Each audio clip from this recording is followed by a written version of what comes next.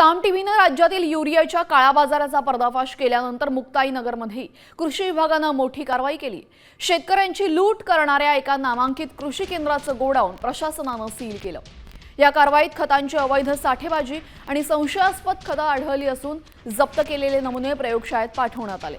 अहवाल दोषी आढळल्यास संबंधित केंद्राचा परवाना कायमचा रद्द केला जाण्याचा इशारा देण्यात आलेला आहे। मुक्ताईनगरमधून याच कारवाईचा थेट आढावा घेत आहेत आमचे प्रतिनिधी दीपक चौधरी। पाहूयात।